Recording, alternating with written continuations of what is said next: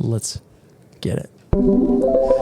Ladies and gentlemen, we are so back. I've taken a bit of a hiatus myself. I know an episode comes out every Monday, but sometimes I'll bank them and all that stuff. And this is my first one in a minute, dude. I am with the homie. Needs no introduction, but I'm still going to give him one anyway. I think, can I call you my mentor, dude? If you want. one of my mentors, one of my friends, one of my biggest inspirations, Joseph Dotson. I re-listened to our first episode lately, and I messed up your last name, bro. I said Ditson. Like, I think I re-listened to it about a week or two ago, and I was I'm such a dork, and I'm sorry about that. No. I'm not doing you justice, man. Joseph, man, this is really awesome for me, dude. Tell everyone listening, where are we right now? Yeah, we're in my basement. Joseph's basement. This is the spot, man. Yeah, we got Avery posted up on the pool table. Mm-hmm. We got a little table here and some chairs, and for two guys, one couch. We've never sat on a couch. Yeah, dude. Joseph is my only guest that we haven't ran it on the couch. I guess we'll have to save that for Florida. But I think it shows character. Yeah, it shows a lot of character. Joseph, man. Wait, is the red light on the camera on? It is. Okay, fire, wonderful. Okay. Joseph, man, we got breakfast this morning at the Akron Family Restaurant, which is fire, by the way. I'd never been there before. You've never been to Akron Family Restaurant? Dude, the avocado toast, kind of gas. Dude, that's a staple in my life, dude. Yeah. So obviously we've talked about this before a little bit, but like, you live by Highland Square in Akron, so I'll give you the spiel because I lived here for probably 5 years of my life. So when my parents split, and my dad moved out and all that stuff, my uncle owns a little duplex around here. Okay. You know what I'm saying? So my dad moved into one of the sides of the duplex. And so when we were here, there's a lot of culture here, and it's very, very, very different from anywhere in Akron. Exactly. Yeah. Yes, correct. But we would do stuff all the time. The one thing that we would do being down here is my dad would call it adventure days. Okay. And so what we would do is, instead of like him driving his car and taking us places, right? Probably once a month on a Saturday, we would hop on the Metro bus. Sure. Okay. And we would just go wherever the bus takes us, right? So, we'd take a bus to the big bus station. Sure. Yeah. Kind of by the college there. Yep. And then we would just like hop on a random bus and go anywhere. That's kind of fire. And let it take us wherever. You got any crazy stories from that? I mean, maybe not in a good way. But obviously riding the Metro bus, you get a certain a ton of demographics. Yes. That's the best way you can put it. And so basically, I learned a lot, dude. Yeah. Being around here, and I would say like I don't live like right where we are now. It was a little. It was a little more towards the city of Akron, just a little bit more. But it was a. I had to grit my teeth a little bit. Sure. And there were a lot of times where like, and I was a little kid, so I was like scared to go outside and all that stuff. But, learned a lot of things. Like, if you keep to yourself, Akron ain't bad. So I always say, because I'm not from here originally, from Cleveland. So if I had to describe Akron with anything other than the birthplace of LeBron James, it would be like the best parts are not as cool as the best parts of Cleveland, but the worst parts aren't as bad as the worst parts of Cleveland. That's a really good way to put it. I was car shopping the other day, and I went through Cleveland Heights. Love Cleveland Heights. I'm not dogging on Cleveland Heights. I've spent a lot of time in Cleveland Heights. Yeah. But if you're from Cleveland Heights, it's one of those neighborhoods where you're like, oh, that's a beautiful house that's over 100 years old, and one street over is a rougher neighborhood. Yes. And so those rough neighborhoods are rougher than anything I've seen in Akron. What I like about Highland Square, my short time living here, you're right. Like it's just a cultural melting pot. And it's got a certain air about it. Yes. It's not like I'm angry and from the Midwest, get away from me. It's like, we're just trying to make the most of what we got here, and it's cool. It's like a whole, like, I don't know, it's probably more than this, but it feels like a whole 7 blocks, but everybody seems to know everybody a little bit. Correct. So it's pretty cool. Correct. Anyway. Joseph, man, obviously I'm leaving for Florida very soon, and this might be the last time that I see you. I might see you this Thursday. You'll see me Thursday. At Collective. Yeah. But, man, since our last episode and stuff, so many things have been happening in my life, have been happening in your life. Mm-hmm. How have you been, man? Are you cool? Man, I'm God is so good. Mm-hmm. Things are going well. Mm-hmm. I think we talked about this maybe a little bit this morning, but I use probably different terminology. Like, you gotta frame everything right. Like if you say something's good or something's bad, you gotta measure it objectively, not kind of off what your expectations were. And so for me, like, has everything... If you want to be real about it. Yeah, right. There's a lot of people if that you want to to have joy, if you want to actually enjoy your life. For me, it's recently probably been a lot more of like, man, nothing was what I expected it, but everything is really good. Yeah. And that's been cool. And God's moving in some things, and I think there's some big breakthroughs in some areas I'm really excited about coming up here soon. Yeah. But got to keep those on the DL. And we keep that off camera. But yeah, man, it's cool stuff. Yeah, no, dude, I'm beyond excited for you, dude. You, obviously, with us getting breakfast this morning, man, you blow my mind every time we speak, dude, and we'll get into all that and stuff. But, like, I truly am beyond excited for you, dude. The one thing I told you this morning, and I tell some people, to, inspire them and all that stuff. Sure. But with you, dude, I really mean it. Like, the difference between you and the most successful people on this planet right now, right? The only difference between you and them is time, man. And all you need is to just be you for a couple more years, and you're gonna set the world on fire, man. Dude, I appreciate that. Well, and it takes a village, you know, and it's and we're all just people doing this for the first time, and I appreciate those words, and having good friends in my corner like you help. Yeah, dude. Makes it all a little more worthwhile. No, man, you make it easy, man. One of the things I told you about this morning, right now in my life, like, I'm very relaxed and I feel taken care of by God, but I've been like kind of like a bad Christian, sure, in a sense. You know what I'm saying? And obviously with that and stuff, like, I'm about to leave for like Florida, and there's a lot of big things coming up in front of me. But like, one of the, like, I always thought, like, being here before I went to Florida, it would be a lot easier to be Christ-like. Sure. And like, and have discipline and all that stuff. But it's right before I'm leaving for Florida, I feel maybe disconnected from God is the word. You know what I'm saying? But like, I just don't feel as on fire as I was a month ago. Sure. When it comes to like, where to put my energy. You know what I'm saying, dude? Like, obviously, I'm going to go down and I have a bunch of short films I have in mind and I'm going to record and all that stuff. But when it comes to my faith, like, I told you this morning, when I'm around others, I'm great. You know what I'm saying? Feel really confident. Like, yes, like I'm a good friend and I'm a good speaker and all that stuff. But when it comes to like being by myself, the biggest thing I lack is discipline. Sure. You know what I'm saying? Like, when I'm by myself, I struggle. And so, like, I'm sorry. The buzzing. Yeah, it's bad. We might need to change. I'm going to pause it real quick. That's fine. If that's cool. Sorry, everyone. We're back. I might clip a little bit of that out because there was the rattling going on before. Good. I'm going to sync it back up again. My bad, too. Well, hey, it can't be worse than last episode where we just had people talking for forever. All right, sorry. We're back. Cool. But back to what I was saying, and I'm going to say this a lot better than I just said it.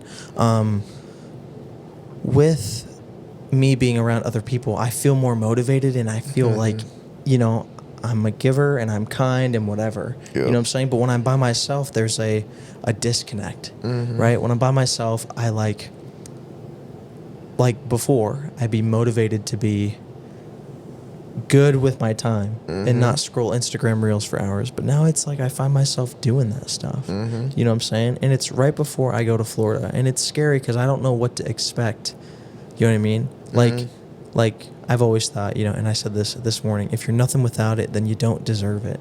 Sure. And I'm like at the point now where it's like, well, right before I go to Florida, I'm scrolling Instagram reels, I'm being a delinquent, and it's like, you know, Yeah. not that I'm nervous or scared because I know God's going to take care of me, but like the conversation we had this morning, like that was really clarifying for me, dude.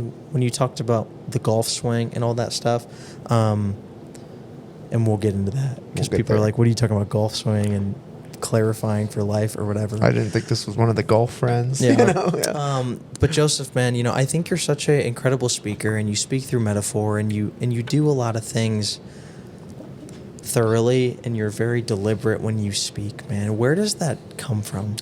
You know what I'm saying? To be totally honest with you, a lot of it is just the grace of God giving. I think I've been blessed to have some ability to talk, and a lot of reading, but which again is just God putting the resources in front of me. But also, we often develop the skills that we're either taught are the most valuable, we recognize we're good at from an early age, or we get praised for, or the ones we wish somebody would have just used better. And like, so from a young age, Yes. I really never felt invested in by people. And even later when I kind of came to Jesus, which we talked about last episode, when I came to Jesus, people just like didn't explain it well. And so I spent probably 3 years bumbling around, and you use the term bad Christian, which I'll break that down here in a second. Yeah. But you would have called me a bad Christian, simply because, you know, a lot of that was on me and not knowing what I was doing, but also, you know, partially because nobody knew how to explain the things that I was trying to ask questions about. And so, as I look at it, at investing in people and teaching, I want things to be clear and understandable and digestible and practicable. You know, like we don't have specifically when it comes to faith more than anything, we don't have like a theoretical faith. We don't have like a theoretical Bible. We don't have just a. What do you mean? Like, I'm stupid. Yeah, no. Give me 1 second here. We don't just have like a Bible that's like purely, if you do this, maybe it'll work. Yeah. It's like, no, it's practicable, and you can do the things the book says, but sometimes you just need somebody to explain it. I see. And it works. Yes. Like living in God's design works, but sometimes it just takes some clarifying communication from somebody, and it can all make sense. So nobody ever gave me that, and so until they did, and now I value it highly, and I want to help other people with that. Yeah. I want to come back to something you were talking about earlier, because I was like, man, I've been there with the whole like feel like a bad Christian thing. I think I told you earlier, like a big thing, or maybe I didn't say this earlier, but I definitely have said it in the last couple of days, that this year for me was a big year of God being like, I want you to be consistent. I want you to show up with the same, you know, and there's going to be good days and bad days, but I want you to show up the same person in every room you're in, whether there's people or you're alone, whether there's something to gain or everything to lose.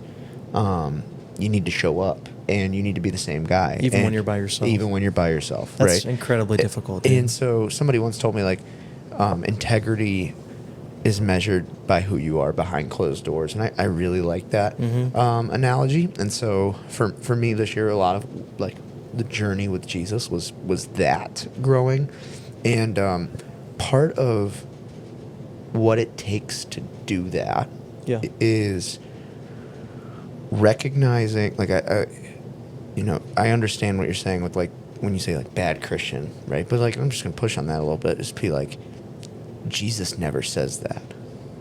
Jesus never says good Christian, bad Christian. Jesus just says follower or not follower, you know? And so, and I don't mean that to like make things polarizing and extreme, but what that actually leaves room for is, I'm a follower of Jesus who struggles with X, Y, and Z. Yeah. Because when we say good Christian, all of a sudden there's some like objective standard we all need to meet. And like we should all be seeking to live good lives and live, you know, moral and how followers of Jesus should live. Yeah. But if we start using objective terms like that, it creates standards that we just can't reach a lot of the time. Does that make sense? Yes. So we need to reframe things through the lens of we are all broken people who can be or are saved, and when you put your faith in Jesus, you're now a broken person on the path to redemption, and that doesn't get perfected till he comes back. Yeah. So the best you could ever do in this life would be 99.99%. Which, did you ever play like Lego Star Wars as a kid? Of course, Okay. bro. So I remember every single one of my friends 100%ed Lego Star Wars. And That's like a grind and a half. it's a grind and a half, Because right? you got to collect all those mini kits. All the and mini all kits, that bro. stuff. Some of those were crazy. Yeah. And so my point on that is to say, though, is like what was the most frustrating was like I was one of the kids. I got to like probably like 87.15% of the game. Right. And Because you beat the game, and that's only like 20 or 30%. yeah, and then you just got to play a ton, right? That's right. So play it a ton, get all the guys. But my point on that is to say, no matter how much I played, at the end of the day, all I ever got was close to 100. You know, and Say that again. No matter how much I played, Yeah. at the end of the day, all I ever did was get close to 100. Yeah. It takes the work of Jesus to really perfect us, see. and we're going to see that in the end. And so, when we need to reframe our thinking, not around being good or bad Christians, but more so, am I loving God and loving people well? And can I focus on doing that today? Yeah. I think yeah. one of the boxes that I can check very easily, that comes very easily to me, and I'm very blessed in this sense, is like I think I do a very good job of taking care of people. You know what I'm saying? Obviously, I'm not perfect, but like one of the things this podcast has done for me is it's made me be honest with myself, and it's forced me to put a lot of those thoughts and conclusions that I've reached out loud, and just put it out there. Yeah. You know what I'm saying? Sure. And so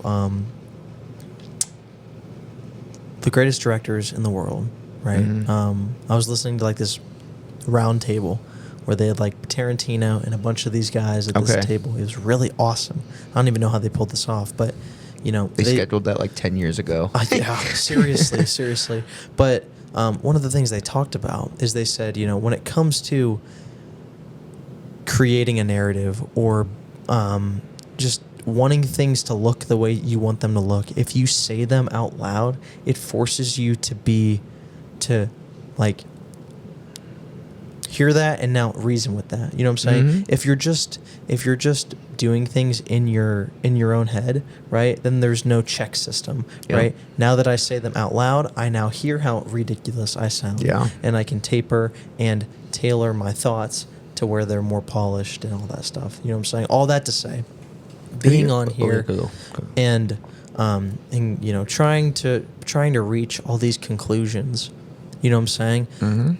You know, they say, you know, in episode 3 of Star Wars, Obi-Wan says, only a Sith deals in absolutes. Yeah. You know what I'm saying? And I'm finding in my life, you know, there is no like one size fits all answer, right? The only thing that checks all those boxes is Jesus, but his role in our lives is constantly changing. You know what I'm saying? Like when, like, you know, obviously there's a lot of kids our age and they're looking for all these answers to get forward in life, right? And you know, scroll on you know, Instagram Reels, which I'm actually addicted to, believe it or not. Like, it's bad. But you go on and you listen to all these guys that have a lot of money, right? Or when I sold insurance, every Monday we'd have our team meeting. And, you know, they'd sit up on the screen and they'd give you all this motivation. They say, if you work as hard as I do and you're half as successful, you'll still be a millionaire, right? And That's crazy. And, you know, I'm going through life and I'm trying to look for all these answers, right? And I'm waiting for something to click. But I don't think that's how this all works. You know what I'm saying? I feel like it's a slow burn, and the clicking process is like I think I talked about this with Nate maybe, but I want to turn a corner in my Yep. faith, right? I just want to go and just be better. You know what I'm saying? But I don't think it works like that. No, dude, You know what I'm it's saying? way more like It's a slow process. well, it's like steering a ship, right? Like think about when a ship goes across the ocean, it rarely goes on a straight line. Yes. Or even a plane. If you look at if you ever want a fun side thing to do, look up flight paths. Because you'll quickly realize pretty much no flight goes in a straight path. They almost always go in a U shape. Now there's like geographical reasons that has to happen, but Whatever. my point I on trust that you. with a ship though, the reason a ship doesn't go in a straight line is because it's making a million little corrections. So you ever seen like you ever watch Pirates of the Caribbean? Of course, bro. Okay, sure, right. Everybody has. So when they're steering a ship, how often do they hold the wheel like this? No, they're like doing Never. this thing, They're right? always moving the wheel. Yeah, because you're always overcorrecting and then coming back, and then overcorrecting and then coming back.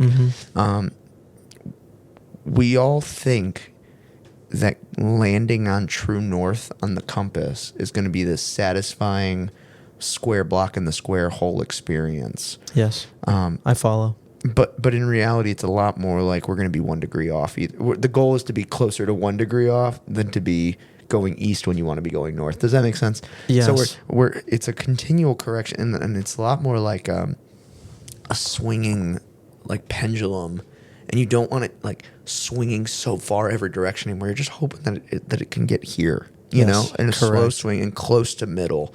And yeah, man, I resonate with that whole like was waiting for a moment where it's all going to click. Wait for a moment where it's all going to click because really like we grow up on it, right? Yeah. Like you grow up on Disney movies and you're a film guy, so literally any movie. Yeah. Some of our favorites, maybe not the best ones, but the favorites, end on just this like, and it all worked out. The Avengers are eating shawarma now. You know, you're like, exactly. And so like for us, we're like, well, when's my happily ever after? And Jesus says, the happily ever after doesn't come till I come back. Yeah. And so if you want to live close to center, live in light of the fact that happily ever after is coming, and try to get as many people there as possible. So there's a lot of different things there. Does that make sense? It does. And that's hard. Yeah, it's hard to keep exciting dude. things in front of us. Yeah. Without getting like anxious for their arrival. I resonate with your whole like, man, I thought I was going to be really disciplined going into Florida.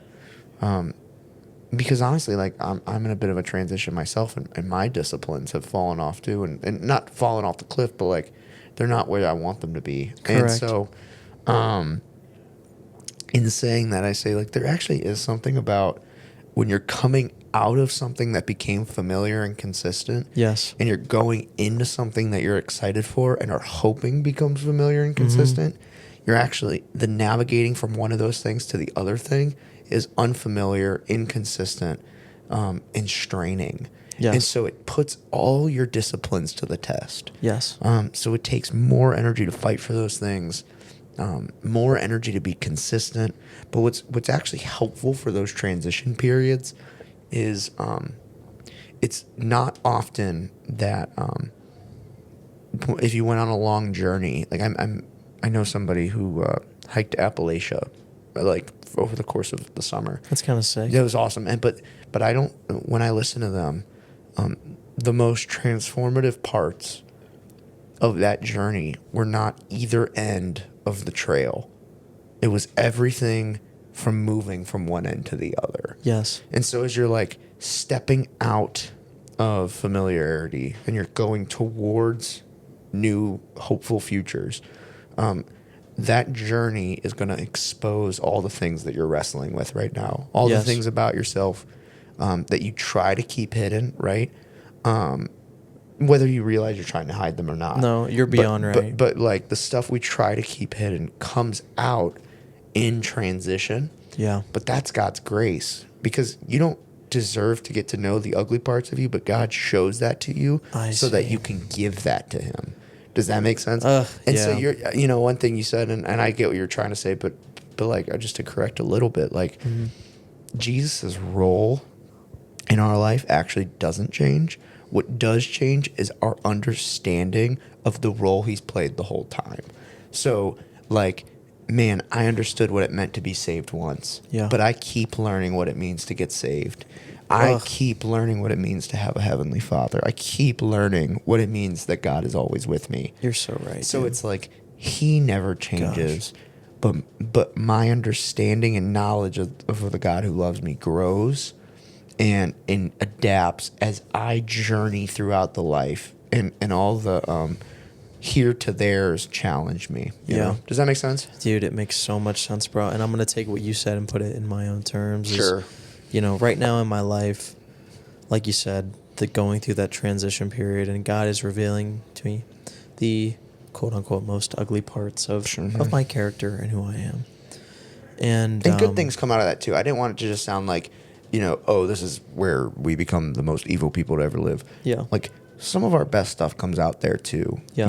And so over time, the hope is that as transitions happen in our life, we see more good than bad. Yes. But everything boils to the surface. Yes. So anyway. No, and so, like you said, like I'm trying to come to terms with all that stuff. And so, obviously, I told you, I wouldn't throw you anything that you can't handle. Sure. And we talked about this a little bit this morning, but this is what this transition period looks like for me. And I want to describe this in the best way possible so people can understand is I want to create stuff and I want to make videos and I want to just bring people with me. You know what I'm saying? I want people to see what I'm doing and see what I'm going through and all that stuff. And, and so right now when it comes to wanting to be creative, right, how do I bring Christ into that? And this is what I'm struggling with is when it comes to creating stuff and coming up with, short films and ideas to go and vlog, because vlogging's easy because it's just I can be me and do whatever, but the short film thing is very different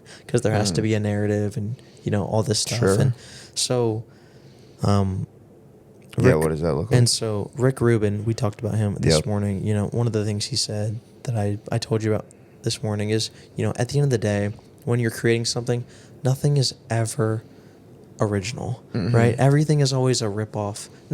Not ripoff. I don't like the word ripoff.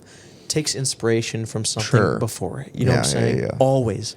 Always, always, always, always. Right? You can go back as far as forever. Yeah, we've been writing coattails for thousands of years. Exactly. Like, for example, you look at some of the greatest stories ever told, and we talked about this morning. Spoiler alerts. Crazy. Iron Man, right? What happened? Gives his life for the cause.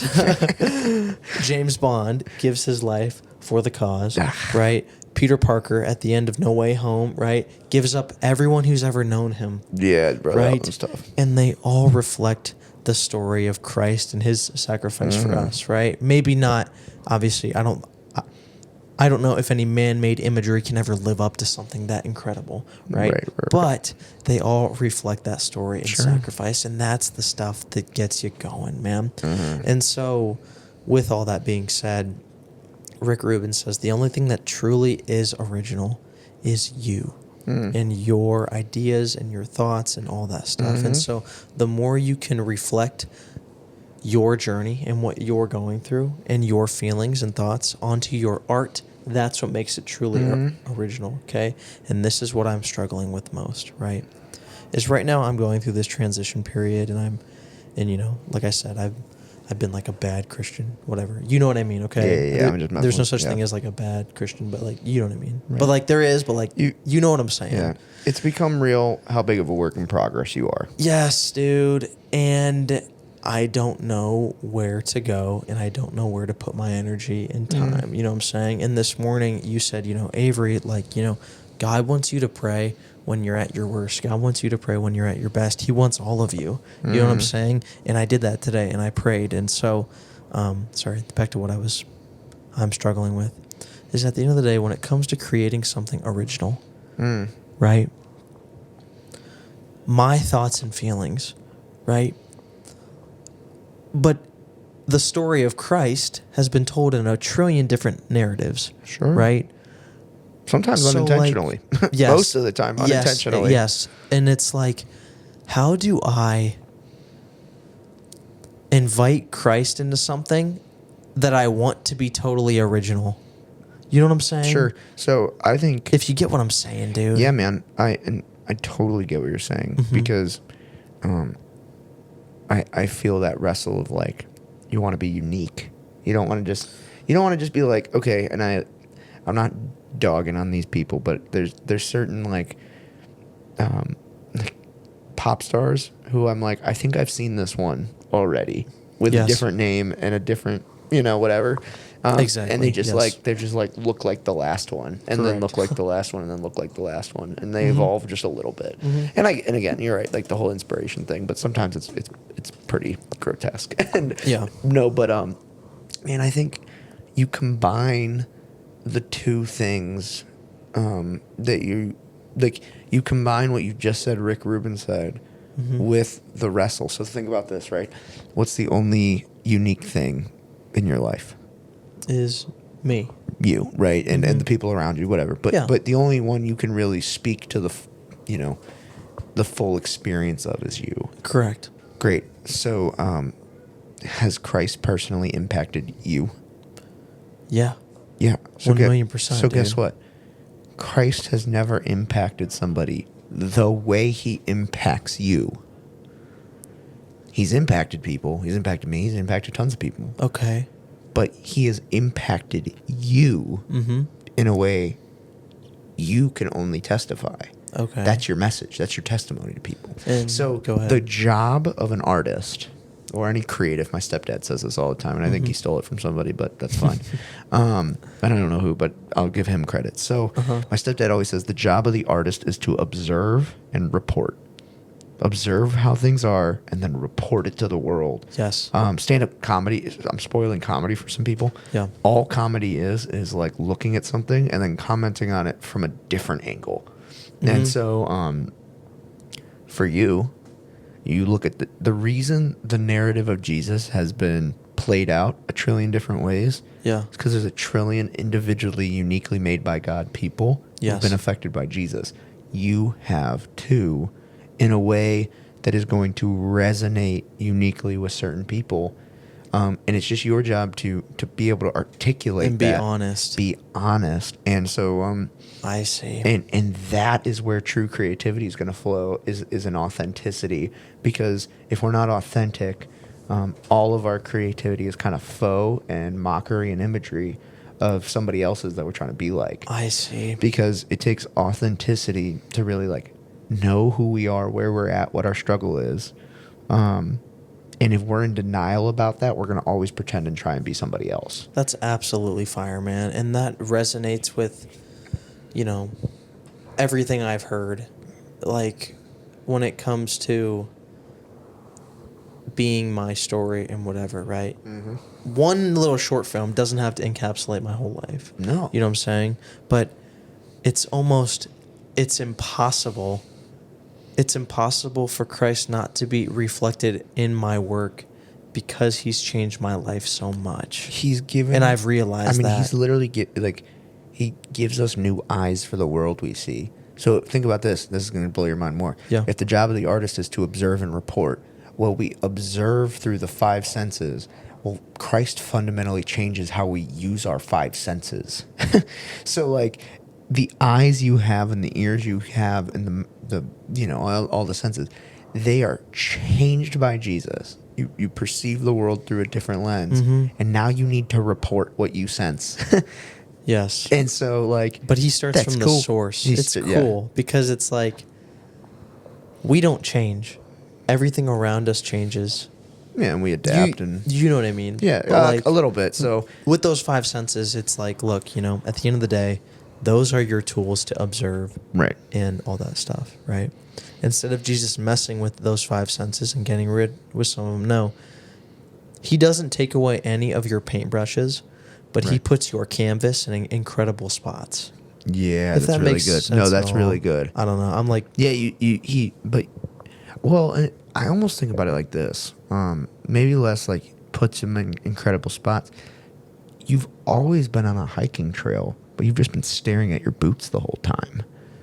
Jesus like walks by you and he's like, picks your chin up, and then you're like, holy cow, I've been in a mountain range. Like, what have I been missing out on? I was blind, but now I see, you know, and you start to begin to understand things as they really are. Yeah. One of the things that you just spoke about in comedy, right, when it comes to one of the things I just watched, and I'm sure there's other people that watch this too.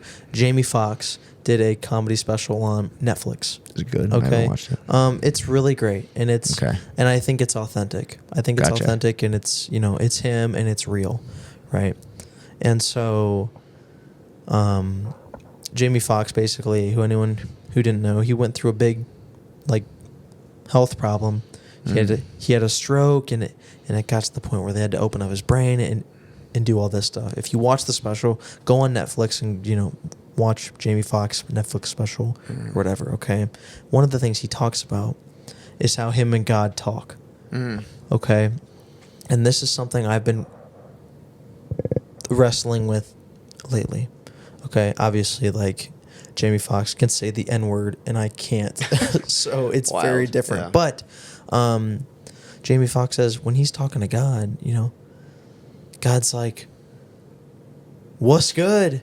And he doesn't speak in a way you think God would speak. Oh, yeah, you know what I'm saying? Yeah. And he's using profanity, and he's using not like slander, slang. God's using slang when he talks to Jamie Foxx, right? And so, although I don't know if that's true. I think it's true. I don't know, dude. Like when I think God talks to me, you know what I'm saying? He's like, Avery, what's good? It's good to see you. It's good to talk to you. What's up, dude? And I'm like, God, man, like, this ain't it right now. You know what I'm saying? And like, you know, you talk about, you know, God being that. This is what I said, you know, God's role in our life is constantly changing. But then you said, you know, he's just trying to reveal to us the role he's been playing the whole time, right? When Jamie Foxx talks about how God speaks to him, it's very not how you think God would speak, right? God is like, you know, Jamie Foxx says God is using profanity, and he's like being real with Jamie Foxx. Sure. You know what I'm saying? Do you think that's like legitimate, or do you think God talks to us in different ways? Yeah, that's unique. You know what I'm saying? So, a few things. One, I do think it's so. The biggest thing. Let me start with the biggest thing, and I'm going to get to some important things. Yeah. I get what Jamie Foxx is saying. I probably don't go with him as far as he goes. Yes. Like I'm pretty confident God's not cussing. You know, I don't know, but I love Fox. Don't get me wrong. I think he's dope. But I don't know. Cool. I don't know if he's me too. But I'm just not sure if he's a big theologian. But off of that, to say, nothing against you, Fox. If for some reason you're listening, I love you and I'm inspired by you and I think you're great. Yeah, but you played electro, right? Yes, and he was on Kanye's Gold Digger. That's true. That's and crazy. Then he did a bunch of stuff with Kanye, and then he was Django. He was Django. Django was really good. All right, yeah. So let's get back to the point. I do think God kind of speaks how we need to hear it, and off of that, like there's stories of like in the Middle East, Muslims coming to know Jesus in areas where like missionaries will get murdered if they go to share Jesus. So these people have never heard of Jesus, but in the Islamic faith, dreams play a really big role. So there's stories of like thousands of Muslims seeing Jesus in their dreams and then coming to follow Jesus. So like that's a real thing. So I think like God showed up for those people. Yeah, how they're gonna hear it. For me, I remember how he showed up and when I heard him, I'm like, man, I don't know if how he sounded would resonate with everybody, but it did with me. And so there's some of that, big but, he's always going to sound like what he said already. So what I mean by that is we change a little bit in how we sound and the language we use over time. That's just part of growing. Yeah. God is who God is, and he gave us the scripture to know like what his voice is like. I see. And who he is. And similarly, like the more we talk, the more you can kind of guess what I'm gonna say. Like when you go to Florida, if you encounter a situation, we've had enough conversations. You might encounter a situation and be like, I wonder what Joseph would say. And then you're like, well, I've talked to Joseph enough to know he's going to probably say something like this. Yes. God gave us the scriptures so we can have that with God. I see. Man, what you just said is going to be, I need to press on that. Okay. Yeah. Because I think that's a big way that God speaks in my life that nobody talks about. Okay. Sure. Is what you just said. Oh my gosh. I can't believe you just said this, because this has been a question I've had forever. And I'm sorry, I totally interrupted you, but You're this good, is though. huge. Hit me.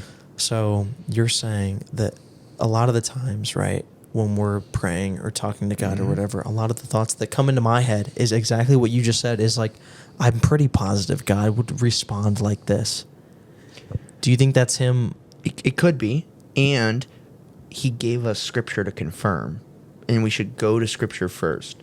So, like, for me, I'm like, there's moments where I'm like, yes, because where it gets dangerous is like, we really need to know his voice before we can ever confidently do the, I think this is what he's saying thing. So, and we know his voice from scripture. And that's dangerous because, right, like, I have a lot of buddies that come to those conclusions on their own. And they're just like, they're like, man, I just really think God has called me to spend all my money and time in the club. And I'm like, hey, man, there's a lot of scripture that says otherwise. So, like, you're not fooling anyone, bro. You're not tricking me, bro. And the devil, if we start believing, like, oh, I think God would say that, and I'm going to follow that, the devil will pick up on that and start saying things that sound like when he got Eve. Go read that story in Genesis 3. He, like, sounds almost like God. Mm-hmm. And because Eve and Adam didn't go back to what God actually said, yeah, they strayed away. So my point is, like, yes, maybe, but I think first it takes tons of time. Yes, sitting with the Lord, meditating on like what He has said in Scripture. That is God's word. We should learn that first, and as we become more familiar with that, Jesus literally says, he says, my sheep will know my voice. So, like, we will begin to know. Yeah. Because the more we talk to God and we listen to him through his word and we know his voice, yes, we become more likely to love God and love people with all of our decision making. I see. So, if what you're hearing, when if you're praying, you're like, man, I think God's saying that. Mm-hmm. If it's leading you to love God and love people more, and it's and it's not self-seeking, then I would listen to that, I see. But always run back to scripture first. Yeah, I don't know, I don't know what Jamie Foxx intended when he was talking about, like, God was saying, like, suck my N-word and stuff like that to him and stuff like that, you know what I'm saying? But maybe we need to have him on. I would love that. Fox, I'd love to sit down with you. Like, I think you're phenomenal, and I'd love to pick your brain. Somebody has a Kevin Bacon score of like 3 with Jamie Foxx somewhere. You know what I'm talking about? No, I don't understand what you just said. 7 Degrees of Kevin Bacon is like it's a game where the idea is like, I know somebody who knows somebody who knows somebody who knows Kevin Bacon, and so it's like Kevin Bacon was in Footloose. He was okay. So anyway, all of that. Yes. Yeah. Okay. So the point is like, you're never more than 7 degrees away from Kevin Bacon, and I see. And I've come to learn, like, that's true about just about anybody you can think of. 7 is a lot, though. Like, kind of, but not really. You can give that to anyone, though. You can get 7 people in a room pretty easily. Because, I mean, okay, so... I know a guy... Okay, so get this. I know a girl whose dad went golfing with Bill Clinton. Okay. So, like, in that case, like... I don't know Bill Clinton intimately, but like, I don't know. Like, but you don't. I don't want to golf with Bill Clinton. But you don't have any pull. Like, you don't. Like, sure. You can't be like, Clinton was good. But but I might not have pull to have him come to me, but I can always try to get to him. So like, if let's just say with Jamie Foxx, you got like 3 degrees to Jamie Foxx. All right, Fox. You send it to somebody who sends it to somebody who sends it to Jamie Foxx. All Big right. dub. Well, if there's anyone listening who would like to plant the seed, Yeah, who knows a like, guy who knows a guy? I will take care of you. Best believe. Like if you like hit me up and show me proof, I'll take care of you. Just now. Handsomely, yeah. Yeah. But So anyway, back to what I was saying, bro. That's a very interesting point.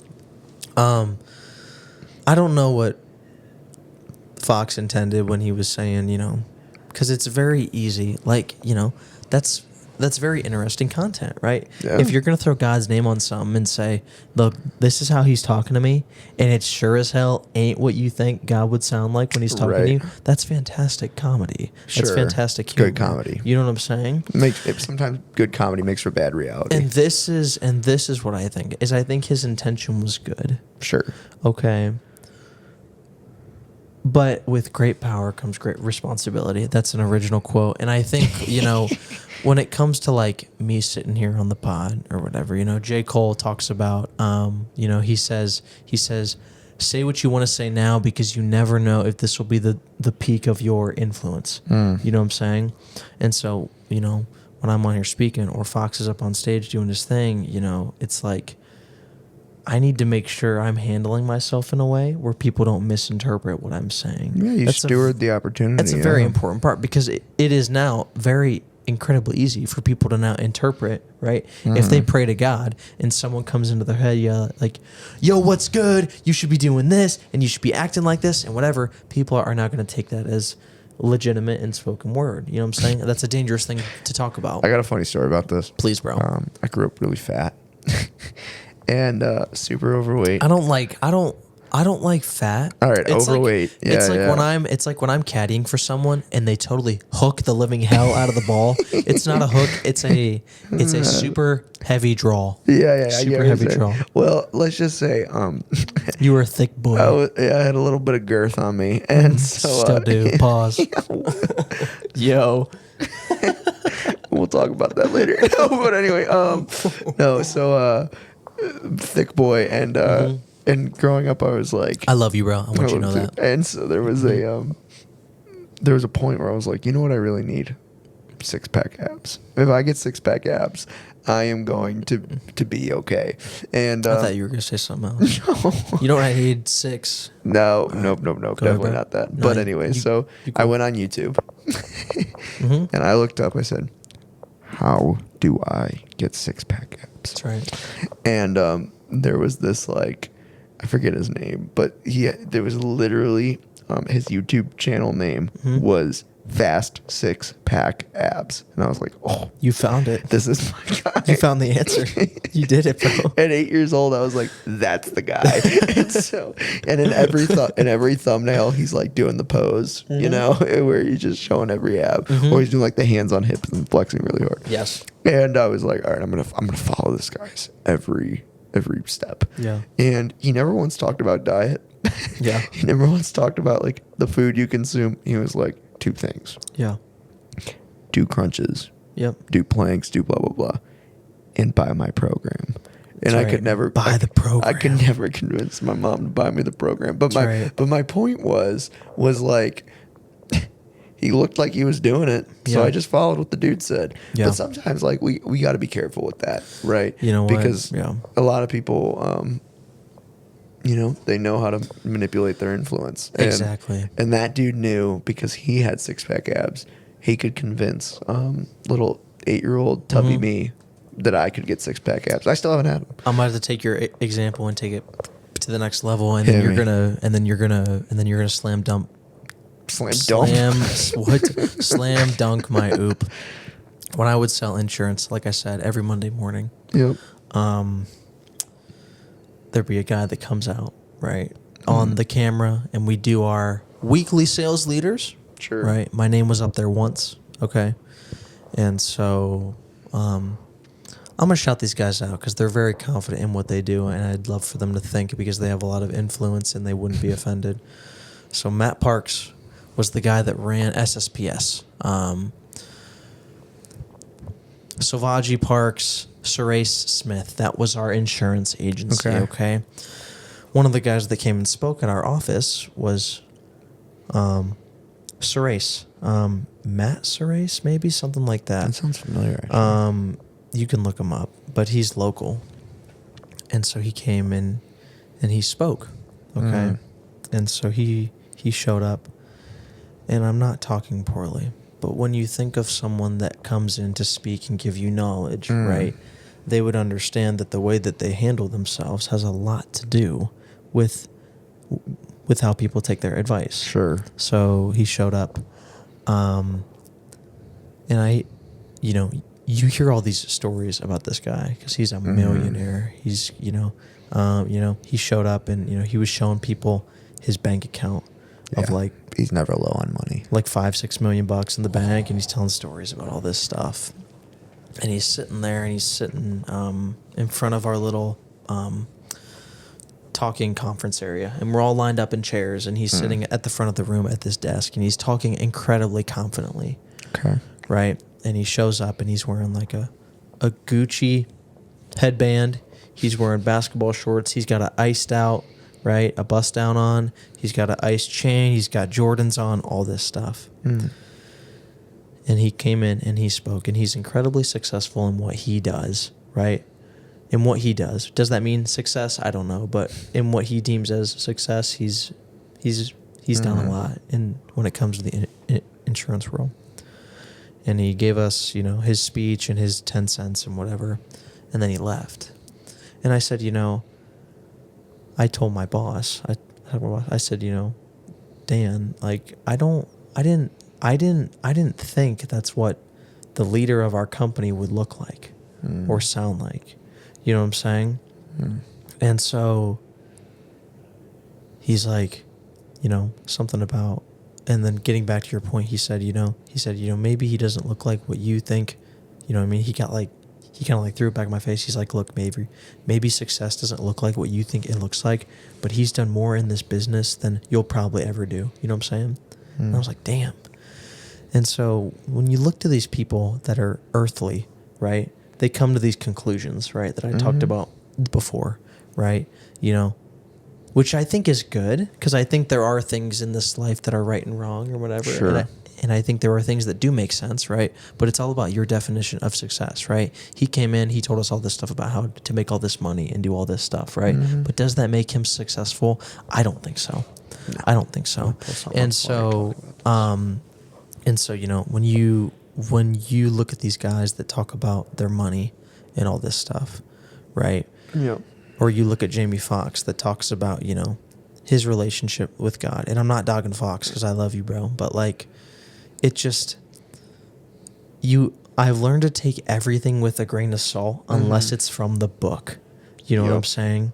Like, that's a good rule. Like, yeah, see, and that's a conclusion that I've come to that now I'm talking about now is like, when it comes to me moving forward in life and all this stuff, the only thing that truly makes sense is something that mirrors the most perfect person in the world, the perfect person, right? And that's Christ. And I think that's what's great about Christianity is, at the end of the day, your problem or whatever may not be answered at that moment, but the answer is always on the way. Yep. You know what I'm saying? Yep. And like when you're looking online on TikTok and all this stuff, and you're looking for all these answers, right? One of the things my boss always said was, Avery, this isn't a get rich quick, it's a get rich soon. Well, we're still getting rich no matter what happens. You know what I'm saying? But it's like, if I stayed at that company and sold insurance for 7 years, I would easily be making $250,000 a year. Easily, bro. Easily. Like, there is no world where if you stay at it for that long, you don't make a bunch of money. It's impossible not to, okay? Right. If there's anyone out there who wants to go make a bunch of money, right, and doesn't understand exactly what they want in life, go sell life insurance for American income. It is a incredible way for you to get exactly what you want, right, in a way that's selfish and whatever, right? If you want to be a millionaire, you can go do it. It's out there for everyone, okay? Now, it's not easy, but if you stick with it, there is no world where you don't succeed and get what you want money-wise, okay? But this is what I learned, there was a week where I made $1,400 in a week. Nice. Okay? Sure. You can call it whatever you want. You can call it nice or whatever. And it hit my bank account. And I looked at the number. And everyone's like, Avery, that's awesome. That's sick. That's big boy money. That's big boy money. You know what I'm saying? Because I only worked like 3 days, but you know what I'm saying? But Oh wow! So you worked 3 days that week and made $1,400. Yeah. Yeah. But then I'm looking at it, and it's the Paris effect. And what that means is like people say when you get to Paris and you expect the world, right? It's just a city. Yep. You know what I mean? And I looked at this, and That's a good line. And I looked at this thing, and I tried to come to this conclusion, and I was like, isn't this supposed to feel like more? Mm-hmm. Right? Isn't this supposed to be that corner turn that I'm looking for? Yeah. Right? Isn't this supposed to be the moment that I reap what I sow? Mm-hmm. Right? And then you realize this $1,400, man, it doesn't make my interaction with Joseph any better. It pays rent. That's it. It doesn't make the fruit that I bear or sow any sweeter with others. You know what I'm saying? And it's like, you know, and then after I made my $1,400, I went and sold insurance like on the border of West Virginia at a town called Steubenville. And I'm going into these homes that are horrible. Okay. Horrible. Yeah. Like I'm about to dog people. Like these people live in homes that like it might be They're in bad spots. hell on earth. Yeah. Like the dogs are nesting, right? When dogs nest, it's when they have little puppies and then they aren't clean. So they start to nest in their own filth and it fills the house with this horrible smell. And I'd be going into these homes and I go, I just made $1,400, right?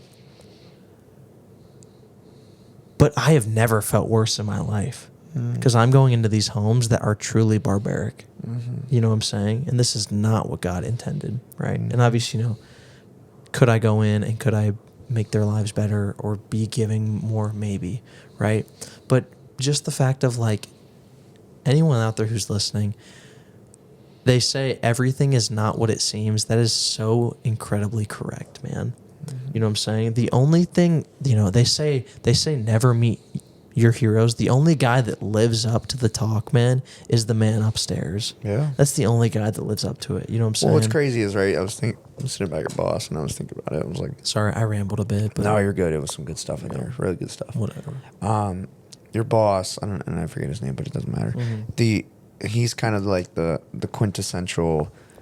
Quintessential. What does that mean? Just like the when you think of the American dream, like he's the model for that, right? He's the epitome. Yeah, he's the epitome, the American the quintessential, whatever you want to use. That's right. So my point is and we believe that because of our culture. We're like, yeah, success looks like the millions of dollars and the being able to show up to a business meeting with a Gucci headband and basketball shorts and nobody can say a word to me. Yeah. And our culture and our world says that's exactly what it was, dude. and our culture and our world says, do you want joy and peace and love and security? Well, here's how you get that. You need to be the strongest guy in the room who can punch anybody in the face, who can step on their spirit. Yeah. And if you can crush everybody, you'll win. Correct. Now, what's crazy is... and that's exactly what they would say. Yeah, oh, yeah. Is they go, Oh, yeah. go in and fucking steamroll people. Yeah, you know yeah. what I'm saying? When you go in to sell insurance. And when I look at the only person, Jesus was the only person with perfect love, perfect joy, perfect peace, no insecurities. He doesn't do that. And actually, he says, and this is in beginning of Matthew chapter 5. Yeah. He's about to give the Sermon on the Mount, which is like his big teaching. It's like the sermon we The get magnum from Jesus. opus. A little bit, Yes. yeah. So, it's at least the one documented in the Gospels. And so he says this, I want you to picture the person we just defined as success and see if they live up to any of this. Okay. And I'll show you a picture of him after. Just Sure. I can have an idea. I want to show you, yeah. He says, blessed are the poor in spirit. Blessed are those who mourn. Blessed are the meek. Blessed are those who hunger and thirst for righteousness. Blessed are the merciful. Blessed are the pure in heart. Blessed are the peacemakers. And blessed are those who are persecuted for righteousness' sake. And blessed are you when others revile you and persecute you and utter all kinds of evil against you on my account. So here's my point. Yeah, I'm going to need you to break that down. And I'm so glad you're here to do that. If somebody was mourning, meek, hungry and thirsty for righteousness, merciful, pure in heart, peacemakers, and persecuted, that's the person you steamroll. But God says they're blessed. And in fact, listen to the rule. Here's why he says they're blessed. Yeah. For the dude who's poor in spirit, he says theirs is the kingdom of heaven. For the person who mourns, he says that person will be comforted. For the person who's meek, he says they shall inherit the earth. He says, so the guy who's actually trying to steamroll his way to getting the earth, it's the opposite guy who's going to inherit the earth. Can I get a real life example? No, I'm going to get you some here in a minute. Please, and I know you will. Blessed are those who hunger and thirst for righteousness. They will be satisfied. The guys with the Gucci belts always want another one. They're never satisfied. Yeah. Blessed are the, but they're trying to be. Blessed are the merciful, for they shall receive mercy. That's pretty clean cut. Blessed are the pure in heart, for they shall see God. The people who are impure in heart are trying to be God, but the pure in heart understand that what they actually want is to be in God's presence and to see God. Yeah. Blessed are the peacemakers, and they will be called sons of God. Blessed are those who are persecuted for righteousness' sake, for theirs is the kingdom of heaven. He says this at the end, after the last blessing. He says, rejoice and be glad, for your reward is great in heaven. For so they persecuted the prophets who were before you. What Jesus is saying is all those traits, they don't define, they don't match this world's standard for success. They don't match this world's standard for what it means to be comfortable. But what it does mean is that in eternity, your reward will be infinitely more. Like, the millionaire here is the poorest guy in eternity. Why do you think there's such a disconnect between the American dream and what God sees as correct? Because man wants to be God. It's from the beginning of time. Our pride blinds us. And what pride does is it convinces me I'm in control and I have the power and I have the knowledge and I can be... I deserve the worship, not the creator. We forget that we're images. I'm not the original. I'm the image of the original. Yes. In Genesis, it talks about man was created in God's image. We're built to be reflections of the God of the universe, not to be the God of the universe. And so when God breathed life into the creature he made in his image, we talked about this last time, he gave it the option to rebel. Yeah. And so when it does, it confuses we confuse ourselves for the creator. Yeah, because if we're going to have that opportunity, right? Yeah, exactly. And then we're like, well, if I'm God, I might as well make my 60 to 70 to 80 years on this earth as best as they can be, which leads to cheating other people, manipulating other people, abusing other people, and stealing everything they have so that I can live the most kingly life I can on this earth. Yeah. And the American dream was built on the idea that every single person can do that. It's not just for the top 10%. And what's crazy about that is, in some ways, like it's kind of worked, but it's bred nothing but radical dysfunction and divisiveness and pain. Yeah. And like that's what like American slavery was born out of. Yeah. That's where like wage crises were born out of. And now it's like, well, no wonder nobody can agree on anything. We've trained everybody to believe that they are God and what they say is right and wrong is right and wrong. And so when we try to be like, hey, you're wrong, they're going to be like, no, I'm God, you know? Can I tell you what the outcome was? Or like at least with my career, and then God showed me an incredible sign that showed me that I made the right decision. Okay. So it was my last day, and I walked him to the office before everyone else got there, because I told my boss I wanted to talk to him. And I said, Dan, like, I don't feel motivated to sell. I'm going into these houses and it's draining me and it's taking away from my character, and I'm yelling at my mom when I get home. I am not a good guy. Right? And I'm trying to find the passion and the energy to go out there and sell and quote unquote help people, because that's what they say. Nobody has enough insurance, whatever. And so, yeah, I know nobody, because this is what they'd always say is, all right, so. Which, by the way, insurance is a business built on anxiety. Yes. It's helping you have enough anxiety to pay somebody to. That is such a phenomenal point. So, this is what they say is, I would go, what's the biggest mistake people make in this business? They go, oh, they leave too early. Oh. What the hell does that mean? Yeah. You know what I'm saying? Like what? What is too early? Yeah. Like, am I not to leave? And then, so basically, I was sitting with him and I was like, Dan, I can't find motivation. This drains me. And this is when I knew, like, I was making the right decision. Not just this time, but there's another one after. Is he said, Avery, I'm going to be 100% honest with you, right? We are going to be okay without you. But it's all up to you and what you want to do.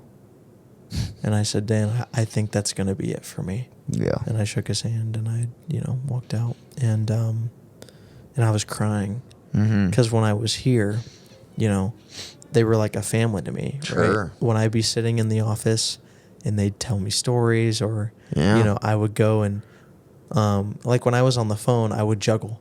And I talk on the phone while I juggle. And they'd love that, right? Or I'd do like these little stupid magic tricks. Or I'd jump rope, right? In between phone calls to like freshen up. And they'd love that. But at the end of the day, you were just another guy in a cubicle. And I was, and they said, Avery, like, we're going to be okay without you. All that purpose that I felt when I was there with them, and I was juggling, and I was making everyone laugh and everyone smile. And the people that I didn't get along with, right? And the people that I did get along with, I found a family there, right? I don't see my dad. And I would go in and I would ask all these older guys for life advice with girls and all this stuff, right? And I have so many stories about that I could go on forever about. And I cried, man. I cried so hard, man. Like, because I thought I found a family that cared about me, right? People that really wanted me to be there. And then on the day where I needed them most, right? Cold shoulder. He says, we're going to be okay without you. You know what I'm saying? And it's like, what a incredible parallel. Like, It's a hard day. And so now, I see all my buddies and people that I know, and I'm sure you've had people that have maybe talked to you about this that want to go sell insurance and all this stuff, you know what I'm saying?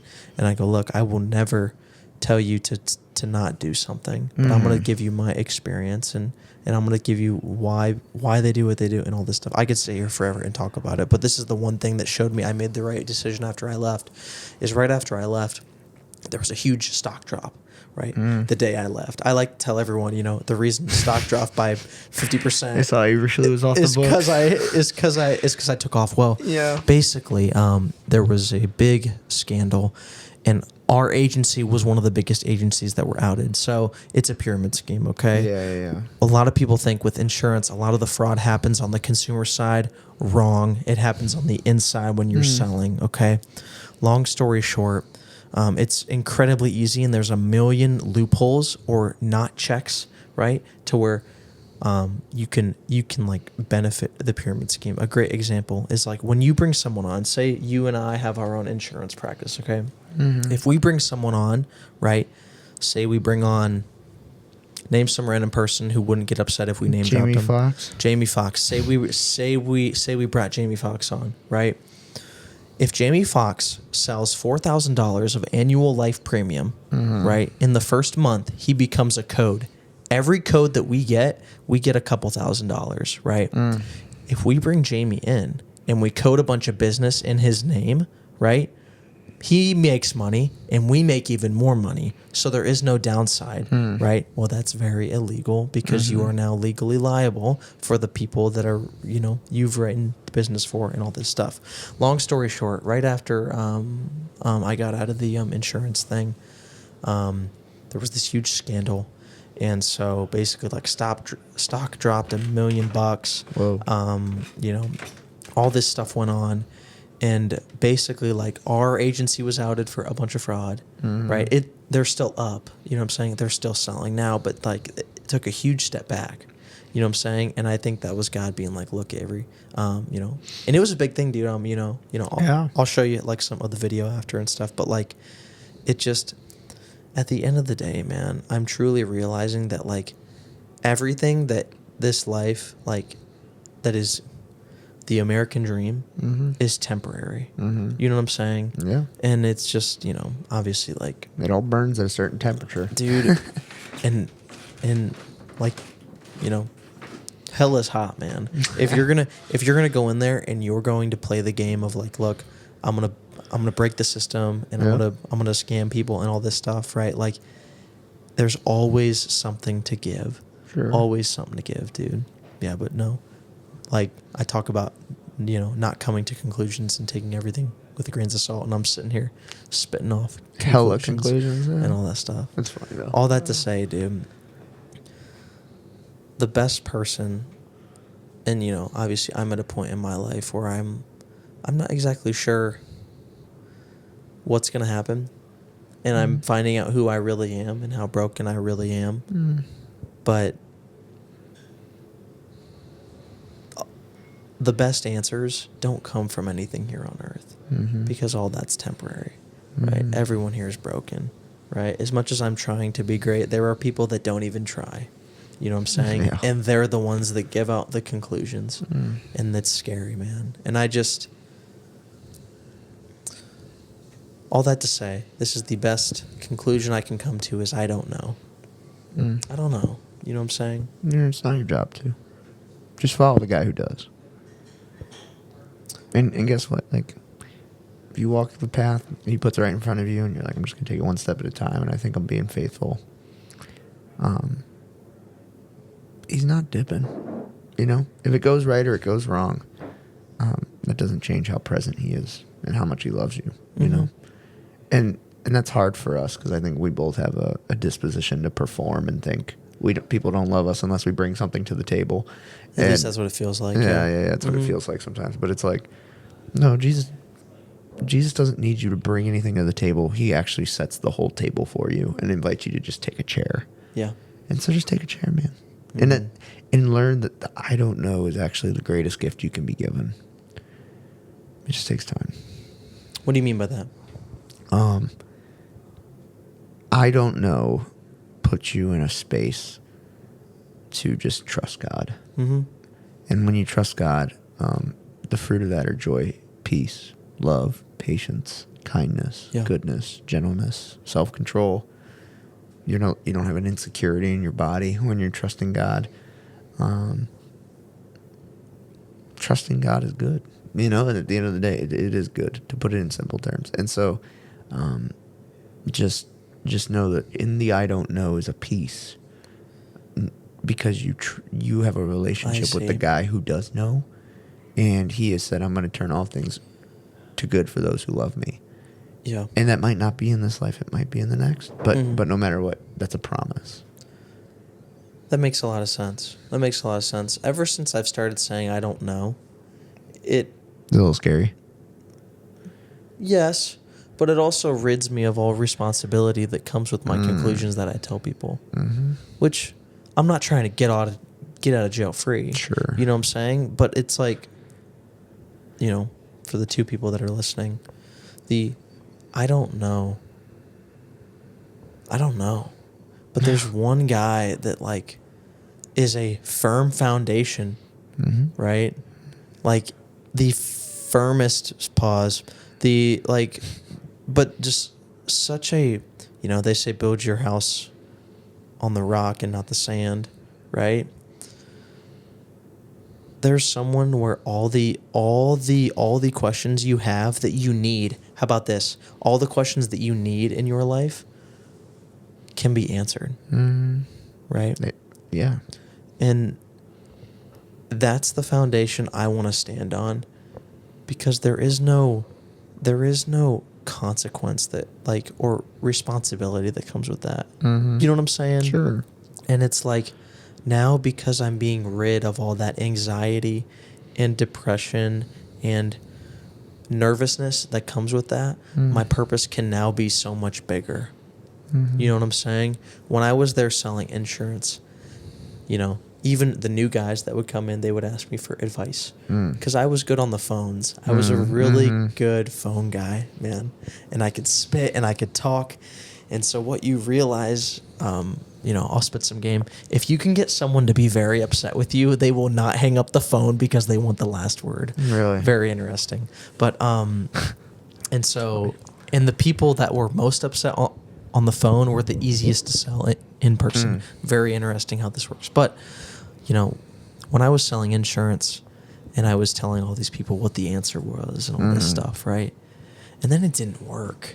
And then I was like, well, you're not doing this right. And then I had to be like, you're not doing this. And then that would hurt our relationship because I'd tell someone they're doing something wrong. When it comes to pointing to Christ in all areas of my life, and obviously there are areas of my life that I haven't let him fully into yet. Sure. Right? That I'm not sure of.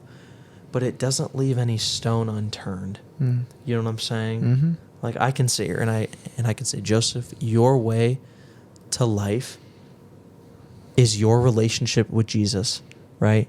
Now it's like, I don't have to do what Avery did. I can follow Christ in that relationship. My relationship Let me do what he does. with him is personal, and it's great, and it's beautiful, and it's different, and it's original. Like that's what's truly original is our relationships with Christ. Right, which is what we were talking about. Check this out. We're going to tie it full circle. My relationship with Christ is fully original. My camera just died. I love you guys so much. My relationship with Christ is fully original. And if I can get art to reflect that, even in the weirdest ways, right? Even in the most interesting ways that play into me, then maybe I'll be successful. Maybe. Yeah, maybe. Maybe. Joseph, the camera's dead. All that stuff. This is your putt on 18. And I know I talked a bunch, Oh, and man. I didn't let you spit too much game. No, gang. But it's like good. what you say is valuable and it's wonderful and it's needed. If there's anything, the one person listening who gives a damn should know, what is it? Jesus is with you in the thing you're in, whether you're in the starting point, the end point, or somewhere on the journey in between. He's right next to you. And if you're walking with him, or if you're not, just know he's standing there with an open hand. And you can take that hand at any point and start following him. But the best way to do that is while you're walking on that path, don't walk ahead and try to pull Jesus behind you. Slow down. Say, I don't know where to go. Let Jesus walk ahead and let him pull you where he needs to take you. In that following, there will be joy. There will be peace. There will be love. There will be a whole lot of security. And that's where life and life to the full is found. Jesus loved you so much that he died. He came from heaven. He came from a throne more magnificent than any artwork or AI could ever depict. He left it, came to earth in the dirt, and lived a perfect life in the hardest circumstances, then died the most unfair, difficult death anybody could ever die, so that you can have a relationship with God. And that offer is always there. So just know whether you're doing a big church service or you do it on your own in your bedroom, you can have a relationship with Jesus. So You're incredible, man. You blow my mind. God's the best, bro. Like I said, Joseph, this may be one of our last opportunities to speak For a minute. at least like in person. Yeah. You know what I'm saying? And you'll come down to Florida and it'll be awesome. We're going to do some really dope things. But like, let me give you your flowers, dude. You are the man. appreciate and you are going to do incredible things in life. And like, you know, I just don't be surprised when the cards start to turn over and you've got pocket aces, you've got kings, and like you're gonna start doing incredible things, man. And like you're great, man. You really are. Hey, we're starting in the basement with the creaky ceiling. That's right. And one day we'll. This is it. Yes, this is bro. it, bro.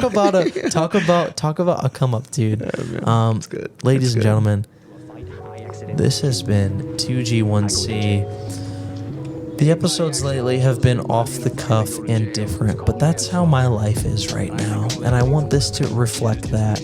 And thank God I have people like Joseph in my corner to guide me and let Christ speak through them to reach me. I'm beyond blessed. I'm super happy. Ladies and gentlemen, this has been 2G1C with one of my greatest homies ever. Y'all know K. Dot. This is J. Dot. Come on, gang. We'll Peace see you out. guys in the next one.